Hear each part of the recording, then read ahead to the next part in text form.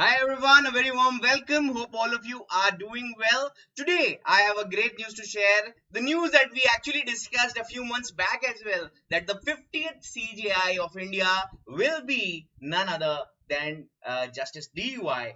Chandrachud. He's become, you can say, the 50th CJI of India, and his father was the longest serving CJI as well. So lots of important things with respect to Justice D.Y. Chandrachud and with respect to the position of CGI we will be discussing here in this session. So let's begin quickly. Very important announcement because this year two judges or two chief justices have actually been appointed. So 49th and 50th both in the year 2022.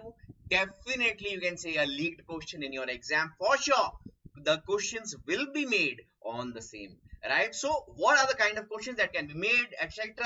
All the topics we have tried to cover here in this session. So let's begin, let's start.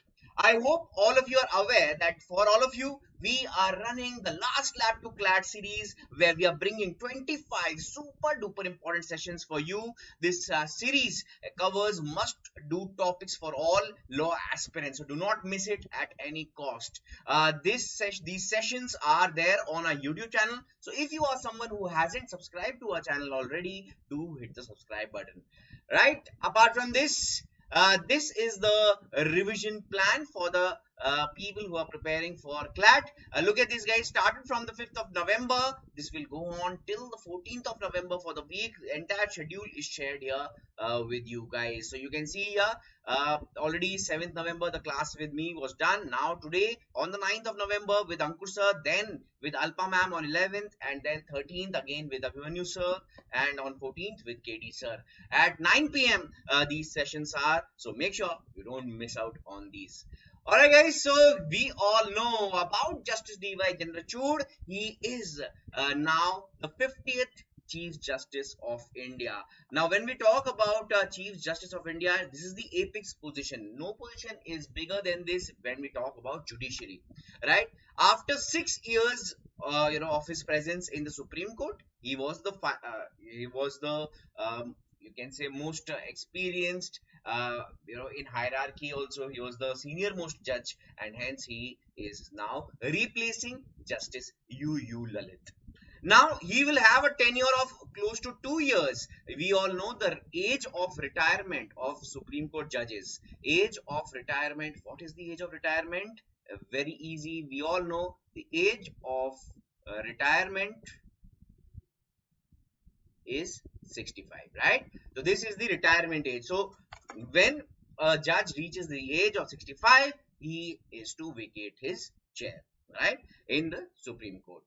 Moving on, when we are talking about Justice D.Y. Chandrachud, he was former Chief Justice of Allahabad High Court and a former judge of Bombay High Court as well.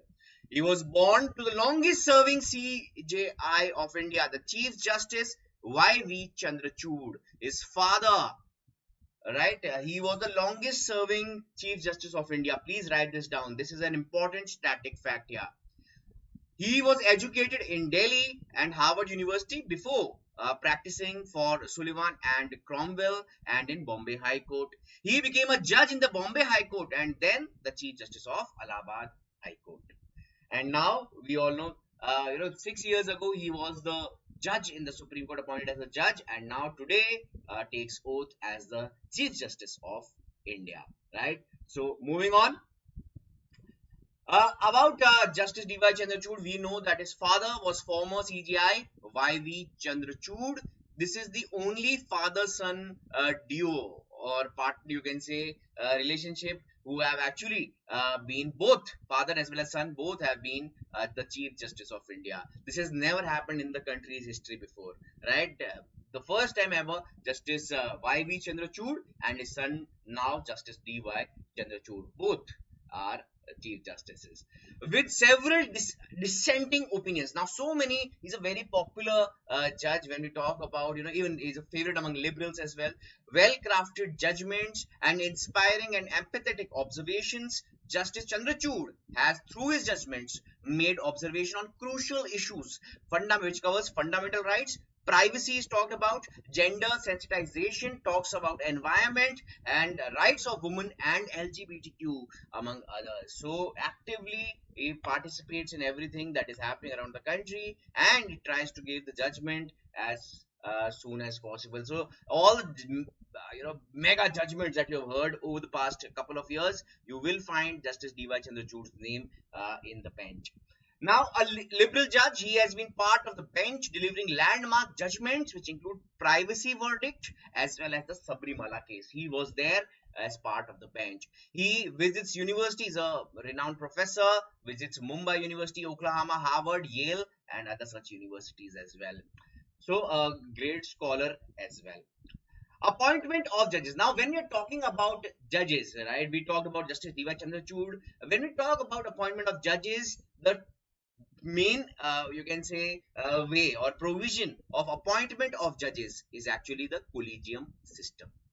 This is the system by which the Supreme Court and High Court actually get their respective judges. So the Supreme Court collegium is headed by the Chief Justice of India and comprises of 4 other senior most judges of the court. So 5 people together decide that who is all set to be the next judge in the Supreme Court or the CJI in that case. Similarly, when we are talking about appointment of judges, there was a you can say a proposal which was made by the current government way back in the year 2014-15 when they came up with the National Judicial Appointment Commission bill. Right, this was actually struck down by the court in the year 2015. Now it is no more. It is not legal. Right. This was actually a proposal by the government. What was the proposal? That the appointment of judges was solely in the hands of the judges. So the government came with a solution. They said that there should be a new committee who should be selecting judges, and that committee should consist of the Chief Justice of India, 2 senior most judges of the Supreme Court, Union Minister of Law and Justice, and 2 eminent persons nominated by the CJI or the Prime Minister or the leader of opposition in the Lok Sabha. So you can see even the law minister was a member of the appointment. Along with him, the Prime Minister and the leader of opposition was also there, and their nominated members were members as well. So obviously lots of interference from you can say legislature in judiciary. So the 3 pillars have to be independent, right? The legislature, executive and judiciary have to be independent, and hence the Supreme Court took cognizance of this and they struck down this act as illegal, and now it is there just one system for appointment of judges, and that is the collegium system. Now, the Chief Justice of India and the judges of the Supreme Court are appointed by the President. Please write this down. Who appoints CJI and judges of the Supreme Court? They take oath. You can see appointed, CJI appointed by the President. Under clause 2 of article 124 of the Constitution. Very important this article also is. As far as the CJI is concerned, the outgoing CJI recommends his successor. So Justice U.U. Lalit recommended Justice D.Y. Chandrachud. The Union Law Minister forwards a recommendation to the Prime Minister, who in turn advises the President. ठीक है, तो union law minister है, वो recommendation देते हैं prime minister को, जो कि फिर बाद में एडवाइस करते हैं प्रेसिडेंट को. ये सब तो these are all technical things, but usually what is very simple way of appointing the judges, and that is the senior most judges are actually appointed as the CJI. Supreme Court in the second judge's case in the year 1993 ruled that the senior most judge of the Supreme Court should alone be appointed to the office of CJI. However, once this has not been the case, right? So do keep this in mind as well. Now the powers of CJI. What are the powers? Number 1, the President has to consult the CJI when appointing the judges in the court, right? The CJI is the head of the collegium and takes the call regarding appointment of judges. Secondly, he is responsible for allocating the cases and appointment of constitutional benches, right? What are constitutional benches? Where there are more than 5 judges. In a particular case, if there are more than 5 judges, 5, 7, 11, these are called as, or 13, like in the case of Keshwanand Bharti, right? The judges, where there are 5 or more, it is known as constitutional bench. So the constitutional bench are appointed by the CJI. He is known as the master of the roster because he decides who will be adjudicating what kind of matters, right? And who will be part of the bench concerned. President of India takes oath from the Chief Justice of India. So you can imagine the power of Chief Justice of India. In case the office of President and Vice President are both vacant, if President is not there, Vice President is also absent for some reason, the CJI will act as the President of the country. So these are powers of the Chief Justice of India. Removal, the process of removal. Article 124 clause 4 in the Constitution of India talks about the procedure for removal of Supreme Court judges and the CJI as well. So Article 124 clause 4. They can be impeached through the process mentioned in the Constitution only. And what are the grounds? So the grounds are ground of proved misbehavior or incapacity before retirement due to age or resignation or death. Right? These are the ways that the Supreme Court judge can vacate his or her chair. Right? Now, I am sure lots of information with respect to the judges in India you guys are having right now. I will ask you a couple of questions to quickly answer in the comments of the video. Number one, who is the first Chief Justice of independent India? Who is the first Chief Justice of independent India?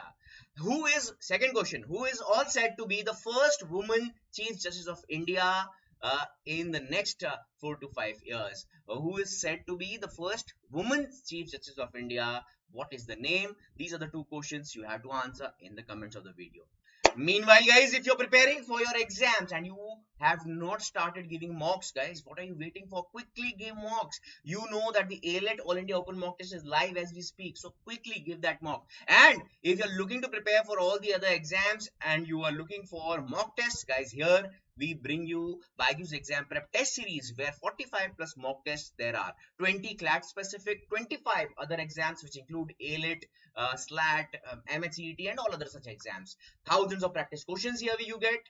Topic tests are covering every topic here. 3 All India Open mock tests for CLAT students and detailed mock analysis, that is video mock analysis. So what else can you ask for? Apart from this, All India Open Mock Test like we discussed for AILET is going on right now, 5th November to 12th November. Do not miss this at any cost. Do attempt it. It is free for all. Also, this is the weekly AILET revision plan. We are covering the entire syllabus for AILET here on our YouTube channel for free for all of you, right? So do not miss this, guys. You can see daily 4 p.m. you can attend our sessions. So 6th, 8th, 10th, 13th, 15th, 17th and 20th, the days are mentioned here. The classes are also mentioned. The time is 4 p.m. right? Do not miss this, guys. If you haven't followed us on our social media handles, the details are mentioned in the description. Do follow us. And अगर channel को subscribe नहीं किया, फटाफट subscribe करो यार, और video को like करना तो यार आप बोलने की जरूरत है, जल्दी से फटाफट से quickly make sure that you like the session. और इसी के साथ हम मिलेंगे अगले सेशन में, तब तक के लिए आप लोग रखिए अपना ध्यान। Thank you so much guys, take care, bye bye, sayonara, we'll meet again real soon. Thank you.